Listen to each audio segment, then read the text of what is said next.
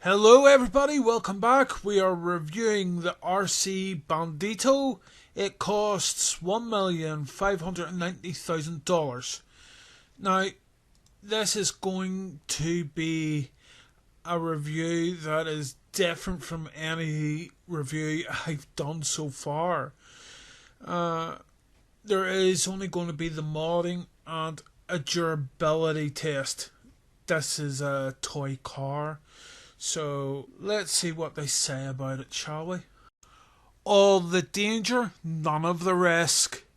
This little devil is fully weaponized, and what's more, when you inevitably drive over the proximity mine you just laid, the only thing that will be reduced to ashes is your pride. But if you want the indescribable pleasure of seeing your enemies flee in hysterical panic from a whining toy car, this is the only game in town. Now, let's mod it, shall we? What are we doing then? I think I just got a hard...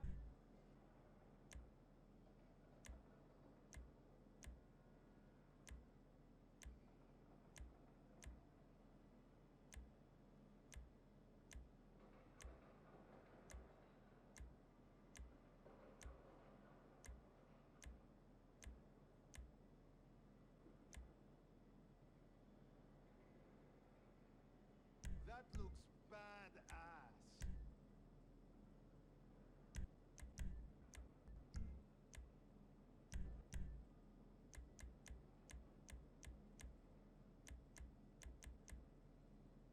You got it.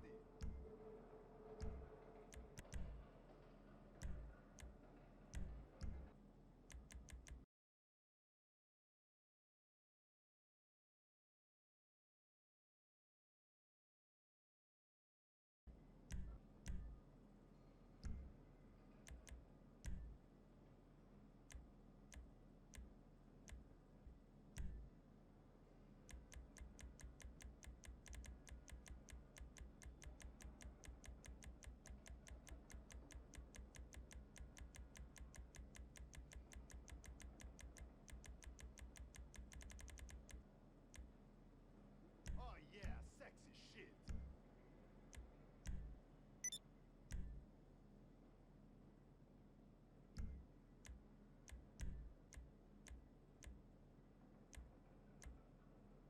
Looking good.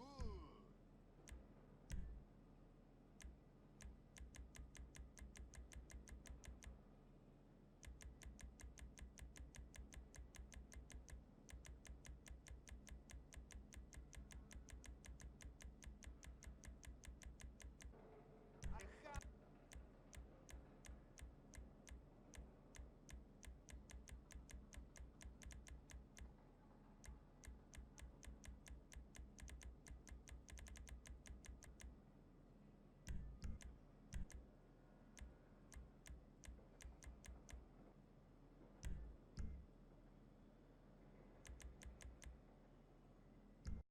This is our durability test. It's going to get fun. We're jumping off Mount Chiliad.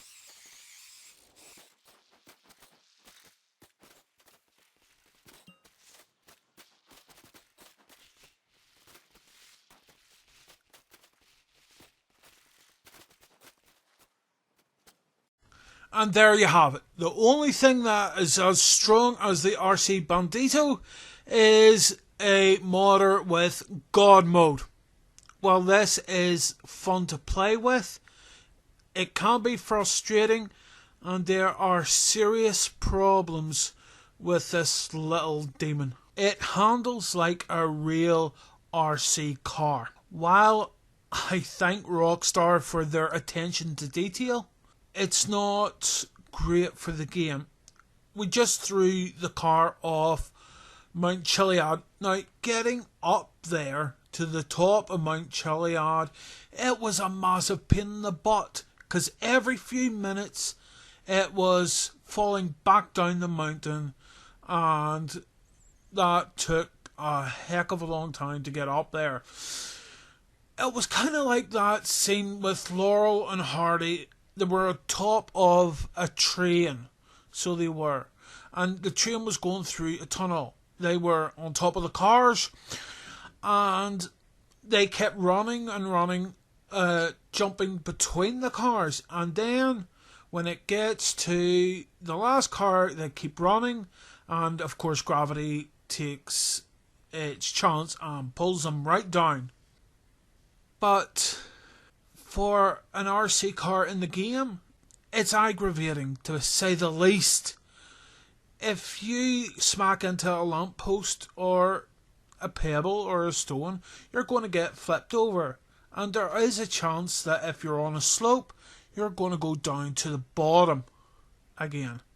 And you'll have to restart. Because the RC car is so low to the ground, you can't have the normal level of camera movement in the up and down direction, because you will go through the map if you had that normal level of camera movement. And thank you to Xelox for pointing this out to me. Permanent off the radar. Myself, Xelox and Grid HQ, we were heading up to Chiliad. But because of permanent off the radar, we couldn't see each other. That was very annoying and exasperating. But the reason I'm putting this as a con and a sort of list is because of the dangerous nature of it.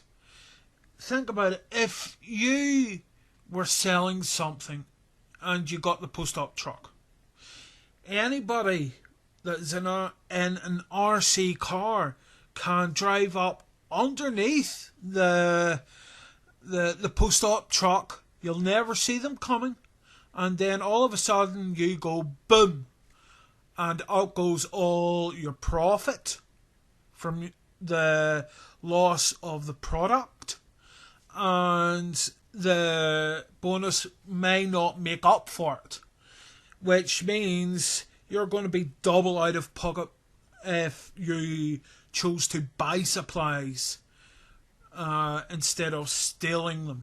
And to complement the permanent off the radar, we have mines. Yes, the Insurgent Custom has the mines as well, but they're not commonly used. But with the RC Bandito, every 40 seconds you can replenish your mines to full.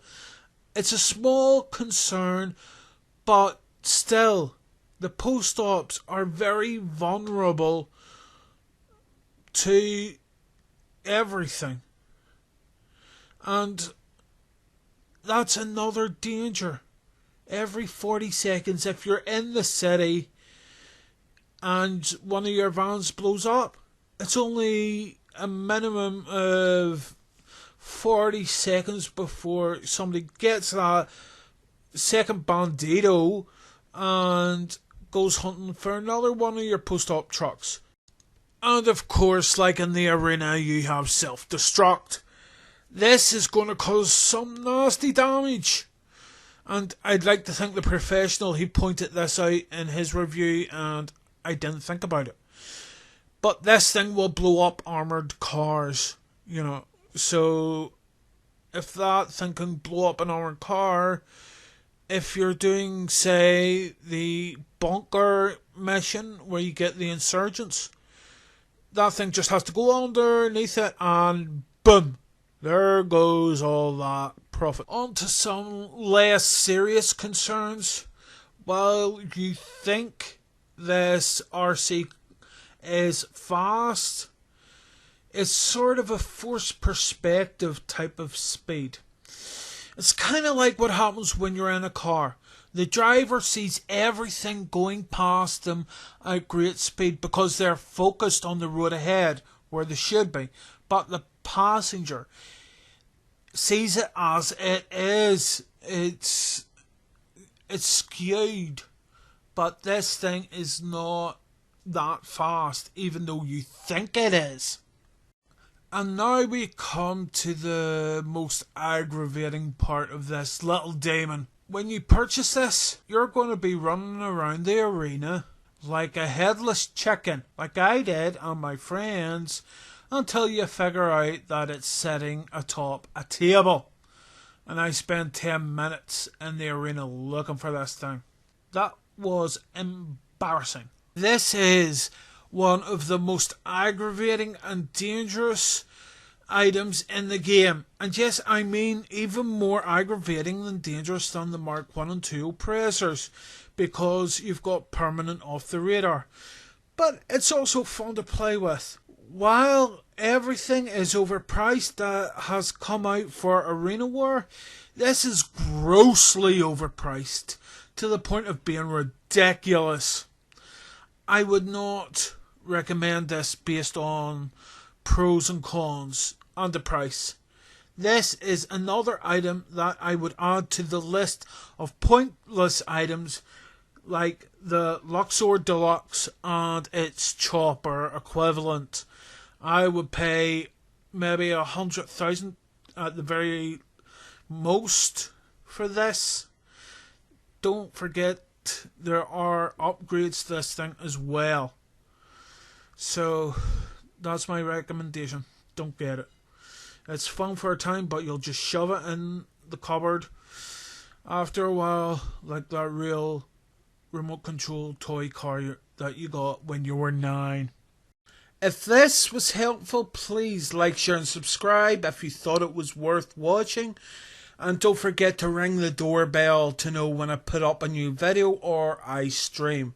And I hope you will stay safe, sleep well, and I wish you a good morning, a good evening, or a good night based upon the location of your rotation.